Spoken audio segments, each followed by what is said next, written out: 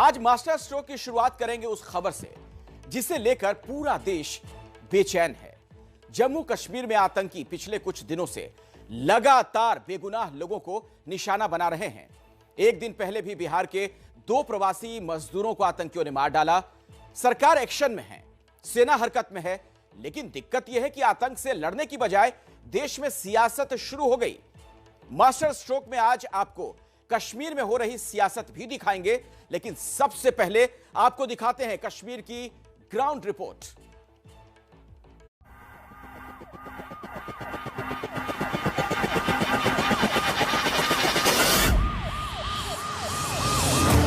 उधर गोलगप्पे वाले को मार दिया, फिर यहाँ पे मार दिया, फिर कुलगाम में घर घुस के मार दिया। इसी वजह से हम लोग यहाँ पे डर गए। बहुत आदमी मर रहा है, इसलिए डर हम सबको पैदा हो गया, इसलिए हम सब डर जा रहे हैं। घर के अंदर घुस करके जो कल वाला इंसिडेंट आया, ये तो है, वहाँ पर तो कोई गड़बड़ तो हो ही रहा है। तो ऐसे जो आतंकी हैं जो पाकिस्तान और पाकिस्तान परस्त ताकतों के इशारों पर जम्मू कश्मीर का माहौल खराब करना चाहते हैं, उनकी साजिश को नाकाम किया जाए। जवान को जान गंवाने पड़ रहे हैं, गैर कश्मीरियों की हत्या हो रहे हैं। जिम्मेदारी तो आपका है अमित शाह जी, आप कुछ कहिए। क्या कश्मीर में जो कुछ हो रहा है उसके पीछे एक बहुत बड़ी साजिश काम कर रही है? क्या जम्मू कश्मीर में जानबूझकर बेगुनाहों की टारगेट किलिंग की जा रही है? रेहड़ी वाले, टैक्सी वाले, गोलगप्पे वाले, दिहाड़ी मजदूर, क्या ऐसे लोगों को मारकर कश्मीर का माहौल बिगाड़ने की कोशिश हो रही है? ये सवाल इसलिए उठ रहे हैं क्योंकि पिछले कुछ दिनों से कश्मीर से लगातार जैसी खबरें आ रही हैं, उससे ये साफ हो जाता है कि घाटी में गैर कश्मीरियों को निशाना बनाया जा रहा है, और वो भी ऐसे लोगों को जो रोजी रोटी के लिए कश्मीर आए थे, जिनकी किसी से कोई दुश्मनी नहीं है। सिर्फ इसी अक्टूबर के महीने में आतंकियों ने 11 आम लोगों को निशाना बनाया। इनमें से 5 प्रवासी मजदूर शामिल हैं। 4 मजदूर बिहार के थे और 1 उत्तर प्रदेश का रहने वाला था। रविवार को कुलगाम में मिलिटेंटों ने 3 आम नागरिकों को निशाना बनाया। ये तीनों बिहार के अररिया से यहाँ मजदूरी करने आए थे। इनमें से 2 की मौत हो गई, जबकि तीसरा घायल है। कश्मीर में लगातार हो रही टारगेट किलिंग से गैर कश्मीरी दहशत में आ गए हैं। कश्मीर में इस वक्त गैर कश्मीरियों के बीच ऐसा खौफ पसरा है कि वहां कोई भी एक पल नहीं रहना चाहता।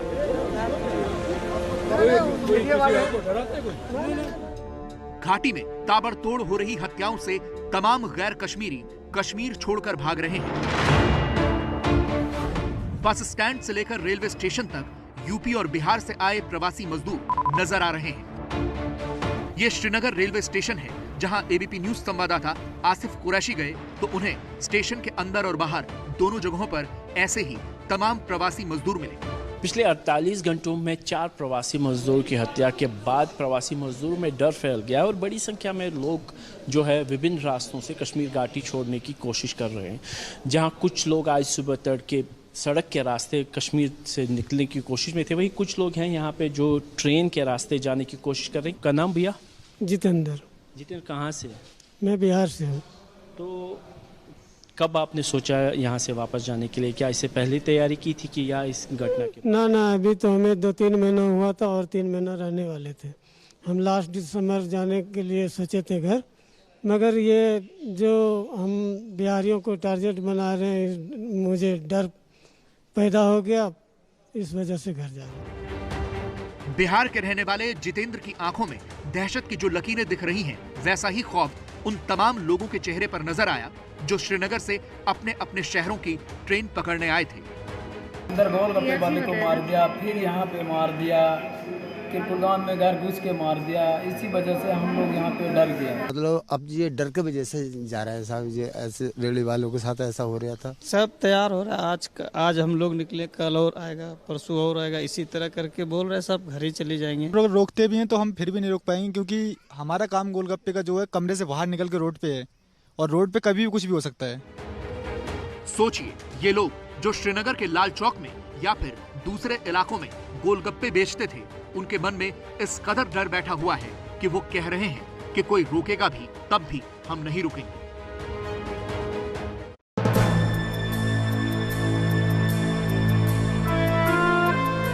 अब जरा श्रीनगर से सोपोर चलिए।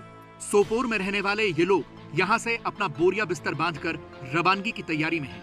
इनमें से कोई 15 साल से यहाँ रह रहा है तो कोई 20 साल से ज्यादा वक्त से, लेकिन अब चूंकि जान पर बनाई है इसलिए यहाँ नहीं रहना चाहते। कहना क्या सर, मान लीजिए मामला खराब होगा तो हम भी चल जाएंगे घर, और क्या करेंगे। तो आप चाहते हो कि घर जाएं? हाँ चले जाएंगे। कश्मीर में सिर्फ पिछले 2 दिनों की बात करें तो आतंकियों ने 4 बेगुनाह आम लोगों को निशाना बनाया, जिनमें बिहार के अरविंद शाह, राजा ऋषिदेव, योगेंद्र ऋषिदेव और यूपी के सगीर अहमद शामिल हैं। ये तस्वीरें अररिया के उस गांव खेरूगंज की हैं, जहां जब से योगेंद्र की मौत की खबर आई पूरे गांव में मातम पसरा हुआ है। घर पर मां है, पिता है, पत्नी है और 3 बच्चे भी, लेकिन आगे क्या होगा किसी को समझ नहीं आ रहा। उसका तीन बच्चा है, तीनों लड़का है। अच्छा। और छोटा छोटा बच्चा है, ऐसे परिवार से। यूपी के सहारनपुर के रहने वाले सगीर अहमद के घर पर भी यही मंजर है। पूरा परिवार सदमे में है। इस समय हम सहारनपुर में सगीर अहमद के घर में हैं, जिनकी पुलवामा में आतंकवादियों ने हत्या कर दी और 2 दिन बाद उनका शव यहां पर पहुंचा है और पूरे इलाके में एक गम का माहौल है, लोग सकते में हैं। 58 साल के सगीर अहमद पेशे से कारपेंटर थे। पिछले 2 साल से वो पुलवामा में वुड कार्विंग का काम कर रहे थे। कुछ ही महीनों पहले कोरोना की वजह से उनकी पत्नी चल बसी थी। अब उनके बाद घर पर 4 बेटियां हैं और 1 बेटा है। हमारा अब्बा बहुत अच्छे थे, हम चाहे हमारा अब्बा को इंसाफ मिले और हमें सरकार की तरफ से मदद मिले। हमारा अब्बा बहुत अच्छे थे, हमें छोड़ के चले गए। हमारा कोई भी नहीं है, ना हमारी माँ है, ना हमारा बाप भी नहीं रहा। एक भाई है बस हमारा। अब इन तमाम परिवारों को जिन्होंने अपना बेटा, अपना भाई और अपना पति खोया है, उन्हें उम्मीद है कि सरकार कुछ करे ताकि उनके गुजर बसर का इंतजाम हो सके। लेकिन सवाल यह है कि कश्मीर में जो कुछ चल रहा है, जिस तरह आतंकी बेकसूर लोगों को निशाना बना रहे हैं, उनमें अभी और कितने सगीर और कितने योगेंद्र को अपनी जान गंवानी पड़ेगी। कश्मीर से जब से अनुच्छेद 370 को हटाया गया, उसके बाद से वहां अमन चैन की तस्वीरें सामने आ रही थीं। हमने कुछ वक्त पहले देखा कि वहां पर पर्यटकों की संख्या बढ़ गई थी, लेकिन अब एक बार फिर वहां माहौल खराब करने की कोशिशें की जा रही हैं। और दिक्कत तो इस बात की है कि ऐसी आतंकी घटनाओं पर भी जमकर सियासत हो रही है। कश्मीर में आतंकियों की गोली में जान गंवाने वाले बिहार के थे, इसलिए बिहार की सियासत गर्मा गई। तेजस्वी ने ट्विटर पर लिखा, डबल इंजन सरकार की डबल मार, बिहार में नौकरी रोजगार देंगे नहीं, बाहर जाओगे तो मार दिए जाओगे। और कुछ ही देर में उनके प्रवक्ता नीतीश कुमार को घेरने के लिए सामने आ गए। सारे लोग जो डिस्ट्रेस में वहां पड़े हुए हैं उनको यहां लाइए, तब तक जब तक स्थिति वहां सचमुच सामान्य नहीं होती है 10,000 रुपए प्रतिमाह उन्हें दिया जाए और उनकी समुचित व्यवस्था की जाए। नीतीश कुमार इसे लेकर प्रेस कॉन्फ्रेंस करने आए। कहा, रोजगार के लिए कोई दूसरे प्रदेश जाता है तो उस पर रोक तो नहीं लगा सकते, लेकिन उनकी सुरक्षा के लिए कोशिश जरूर की जाएगी। इस बात की उम्मीद है कि आगे इस पर जरूर कॉन्शस रहेंगे और इस तरह के लोग जहां रहते हैं उनमें कोई अटैक न करे, इसके लिए उसके सुरक्षा के लिए कुछ न कुछ इंतजाम जरूर करें। नीतीश ने तो सधा और संतुलित बयान दिया, लेकिन विरोधियों पर तीर चलाया उनके नेता केसी त्यागी ने। नीतीश कुमार जी प्रखर हैं, मुखर हैं, सक्रिय हैं, लेकिन अगर तेजस्वी यादव जी ज़्यादा सक्रिय होना चाहते हैं तो मेरा निवेदन उनसे है कि वो कश्मीर चलें। कल मैं उनके साथ चलूंगा और हम लोग जो हैं आतंकवादियों से मुकाबला करें। बिहार की सियासत अलग है और दिल्ली की अलग। दिल्ली में एनएसयूआई के कार्यकर्ताओं ने सड़क पर विरोध प्रदर्शन किया और कांग्रेस ने एक बार फिर अनुच्छेद 370 वाला बाण चलाया। अधीर रंजन चौधरी ने पूछा, 370 हटाने से भी कश्मीर को क्या मिला? देखो, हमारे जवान को जान गंवाने पड़ रहे हैं, गैर कश्मीरियों की हत्या हो रहे हैं। आपको जिम्मेवारी लेना पड़ेगा। आप क्यों नहीं आ रहे हैं सामने? आप क्यों चुप्पी साधे हैं? क्यों लेफ्टिनेंट गवर्नर की बयानबाजी होते हैं। जिम्मेवारी तो आपका है अमित शाह जी, आप कुछ कहिए, ये आपका फेल्यूर है या नहीं, आप खुद कहिए। जहां भारतीय जनता पार्टी आज विकास की राजनीति को लेकर आगे बढ़ रही है, वहीं आज कांग्रेस पार्टी भ्रम को लेकर आगे बढ़ा रही है, भ्रम की राजनीति कर रही है। ये हम सब देखते हैं। सवाल यह है कि कश्मीर पर एक बार फिर से सियासत क्यों हो रही है? आज जब कश्मीर में एक बार फिर हालात बिगाड़ने की कोशिश की जा रही है, तो आतंक से लड़ने के बजाय एक दूसरे से लड़ाई क्यों की जा रही है? जम्मू कश्मीर से पलायन की यह रिपोर्ट आतंकियों की कायराना करतूत का सबसे बड़ा सबूत है। घाटी में जब सेना ने आतंकियों के हौसले पस्त कर दिए तो अपना वजूद बचाने के लिए उन्होंने निहत्थे नागरिकों को निशाना बनाना शुरू किया। इसके साथ ही अब पाकिस्तान की खुफिया एजेंसी ISI ने आतंक का पूरा मॉड्यूल भी बदल दिया है। अब वारदात का ब्लूप्रिंट आतंकी तैयार कर रहे हैं और उसे अंजाम देने की जिम्मेदारी पार्ट टाइम आतंकियों को दी जा रही है। साथ ही आतंकी संगठन नए नाम से भी ऑपरेट करना शुरू कर चुके हैं। यानी घाटी में आतंक की स्ट्रेटजी और पहचान दोनों ही बदली जा रही है। आतंक के पार्ट टाइम फॉर्मूले को फुल टाइम इलाज करने के लिए क्या रणनीति तैयार हुई है, आप जानने के लिए यह हमारी रिपोर्ट देखिए।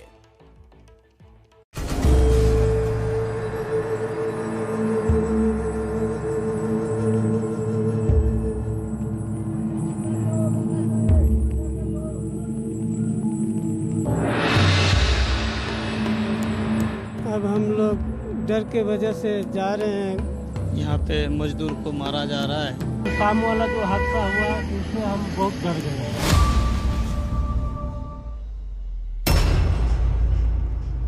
इस डर और दहशत को देखकर कश्मीर के पलायन काल की यादें ताजा जरूर हो रही हैं, लेकिन इस खौफ के खात्मे का फुल प्रूफ प्लान पर एक्शन शुरू हो चुका है। इस इलाके के चप्पे चप्पे को खंगाला जा रहा है और जहां पर भी सुरक्षा बलों को कोई संदिग्ध मूवमेंट या हलचल दिख रही है, वहां पर फायरिंग की जा रही है। इसके बाद जब इस पूरे जंगल को सैनिटाइज किया जाएगा, उसके बाद यहां पर एक सर्च एंड कॉम्बिंग ऑपरेशन चलाया जाएगा। फिर यह देखा जाएगा कि कहीं इस सैनिटाइजेशन का जो ऑपरेशन था, इसमें अगर कुछ आतंकी मारे गए हैं तो उन्हें निकाला जाएगा। यह जम्मू कश्मीर में आतंक के उसी मॉड्यूल को नेस्तनाबूद करने का ऑपरेशन है, जिससे आतंकियों ने अक्टूबर को आतंक का महीना बना दिया। अक्टूबर के पहले 17 दिनों में घाटी में 13 एनकाउंटर हो चुके हैं, जिसमें 14 आतंकियों को ढेर किया गया, जबकि 9 जवान शहीद हुए हैं। इसके अलावा बुजदिल आतंकियों ने 11 निहत्थे और बेगुनाह लोगों का भी बेरहमी से कत्ल किया है। आतंकी आम नागरिकों को निशाना बनाकर घाटी में दहशत बढ़ाने की कोशिश कर रहे हैं। इस मंसूबे को हासिल करने के लिए वो घाटी में रहने वाले दूसरे राज्यों के लोगों को निशाना बना रहे हैं। कुलगाम में बिहार के जिन 2 मजदूरों का बेरहमी से कत्ल किया गया, वो सिर्फ 2 वक्त की रोटी के लिए कश्मीर गए थे। गरीब आदमी है, बाहर जाते हैं तो हम लोग खाते हैं, कमा करके लाता है तो बाल बच्चा खाता है। और उसका पास जो घटना हुआ तो उसका तीन बच्चा है। वो गया था ढलैया के काम में। अच्छा। मकान का ढलैया उलैया होता है, उसी काम में 3 महीना से कोई बात नहीं किया था। 4 महीना बीत गया। इस गरीब परिवार के इकलौते कमाने वाले शख्स को भी आतंकियों ने नहीं बख्शा, क्योंकि आतंक के एजेंडे पर ऑपरेशन ऑल आउट ने लगाम लगा दी है, जिसकी बौखलाहट में आतंकी आम नागरिकों को टारगेट करके हत्याएं कर रहे हैं। 2 अक्टूबर को आतंकियों ने मोहम्मद शफी डार और माजिद अहमद गोजरी की हत्या की। इसके 3 दिन बाद मशहूर दवा कारोबारी मक्खनलाल बिंद्रू का कत्ल हुआ। उसी दिन वीरेंद्र पासवान नाम के एक फेरी वाले और टैक्सी यूनियन के अध्यक्ष मोहम्मद शमीलोन को आतंकियों ने निशाना बनाया। 7 अक्टूबर को आतंकियों ने एक स्कूल में घुसकर प्रिंसिपल सुपिंदर कौर और टीचर दीपक चंद की हत्या की। 16 अक्टूबर को एक बार फिर आतंकियों ने ठेला लगाने वाले एक शख्स अरविंद कुमार शाह और एक कारपेंटर सगीर अहमद को मारा। फिर 17 अक्टूबर को राजा ऋषिदेव और योगेंद्र ऋषिदेव नाम के 2 मजदूरों को उनके घर में घुसकर मारा। घाटी में टारगेट किलिंग अब आतंक का एक नया मॉड्यूल बन गया है और इसे अंजाम देने का तरीका भी आतंक के आकाओं ने बदल दिया है। इसलिए सुरक्षा एजेंसियों के सामने एक नई चुनौती है, क्योंकि ये कत्ल पार्ट टाइम आतंकी अंजाम दे रहे हैं, ये काफी हद तक दाऊद की डी कंपनी के मॉड्यूल पर काम करता है।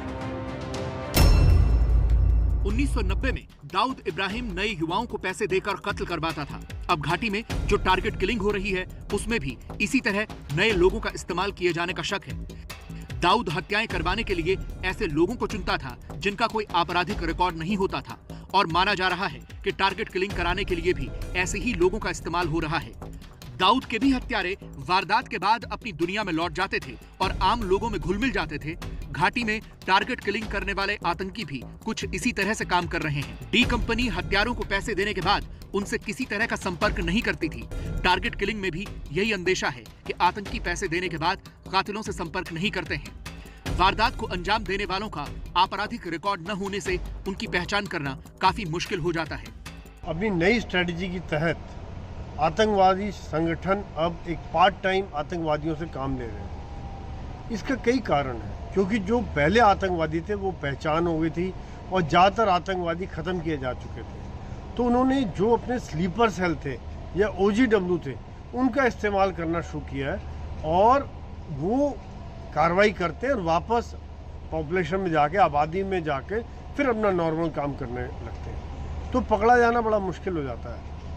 तो ये एक कारण है जिसकी वजह से बार बार वो एक आम आदमियों की किलिंग कर पा रहे हैं। आतंक के पार्ट टाइम मॉड्यूल से टारगेट किलिंग को अंजाम देना आतंकियों के लिए काफी आसान भी है, इसलिए इसमें लगातार तेजी आ रही है। आतंक के खिलाफ सुरक्षा एजेंसियों का ऑपरेशन भी ये बताता है कि आतंकी संगठन अब टारगेट किलिंग पर ही फोकस कर रहे हैं। आतंकियों से बरामद हो रहे हथियार इसका सबूत है। इस साल सितंबर तक ही घाटी में आतंकियों से 126 पिस्टल बरामद हो चुकी हैं। 2020 में आतंकियों से 163 पिस्टल बरामद की गई थी, जबकि 2019 में सिर्फ 48 और 2018 में सिर्फ 27 पिस्टल बरामद हुई थी। पिस्टल की बरामदगी में आई तेजी इस बात का सबूत है कि अब आतंकी छोटे हथियारों के इस्तेमाल पर जोर दे रहे हैं, क्योंकि अब उनके निशाने पर निहत्थे आम नागरिक हैं। यही नहीं, जो आतंकी अब तक सैन्य अड्डों पर हमला किया करते थे, वो अब सैन्य ठिकानों के बजाय सरकारी संपत्ति पर हमले की तैयारी में हैं। खुफिया सूचना के बाद कश्मीर में एक और हाई अलर्ट जारी किया गया है, जिसके मुताबिक ISI ने हरकत 313 नाम का एक संगठन बनाया है, जिसे कश्मीर में जल विद्युत संयंत्रों पर हमले का फरमान दिया गया है। खुफिया सूचना के मुताबिक उरी 1 और उरी 2 विद्युत संयंत्र आतंकियों के निशाने पर है। इसके साथ ही अनंतनाग की इमरजेंसी लैंडिंग स्ट्रिप भी आतंकियों के निशाने पर है।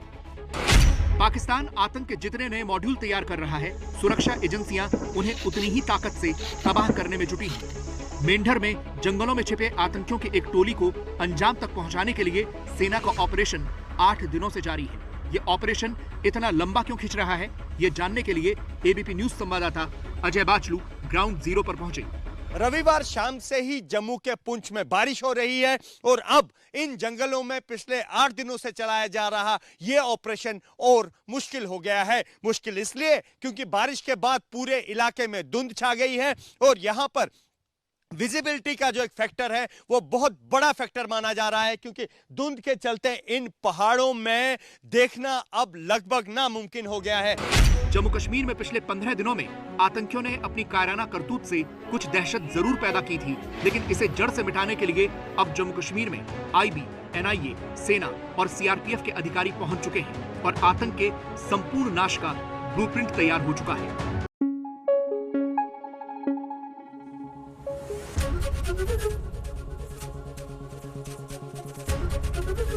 ABP न्यूज आपको रखे आगे।